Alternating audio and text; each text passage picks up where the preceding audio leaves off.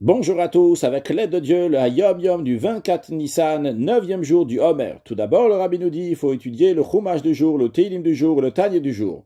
Puis, en ce qui concerne la bénédiction de Shehechiyanu, une bénédiction qui est faite pour quelque chose qui est joyeux, qu'on a eu quelque chose qui est joyeux, on remercie Hachem pour cette chose joyeuse qui nous a fait vivre jusqu'à ce moment-là. On ne la dit pas pendant le Homer, donc cette bénédiction n'est pas dit pendant le Homer. Et comme le Rabbi a précisé, lorsqu'il a eu la visite des grands rabbins d'Israël, il a dit que nous n'avons pas la coutume de dire Shechiyanu sur un nouveau fruit, à l'exception de Shabbat et à l'Akba Omer. Et le Rabbi a dit que ceux qui ont, oui, la coutume de faire la bénédiction pendant Sfirat HaOmer, évidemment, il ne faut pas les empêcher, vu que c'est leur coutume, mais au contraire, qu'ils continuent et qu'ils font la bénédiction. Puis le Rabbi nous ramène l'extrait d'une sikha du Rabbi précédent, qui dit que le lotov, ce qui n'est pas bien, pour pas dire du mal, donc des choses qui sont pas bien, on en a tous. Et évidemment, il faut s'en occuper. Et on retrouve ça dans le service du temple.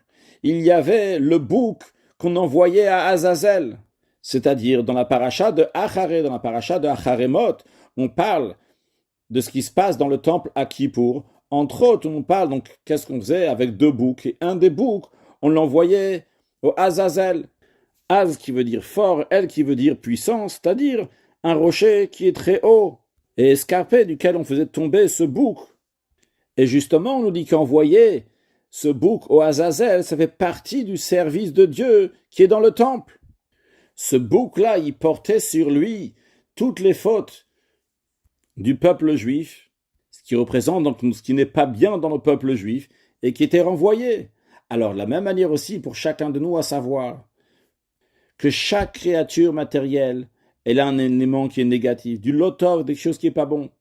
Et nous aussi, dans notre propre temple, dans notre corps, dans notre vie, il faut renvoyer ce mal vers une Eretz Gzeira, comme la Torah dit, une terre qui est inhabitée, c'est-à-dire l'envoyer complètement ailleurs. Donc savoir qu'en effet, on a du mal.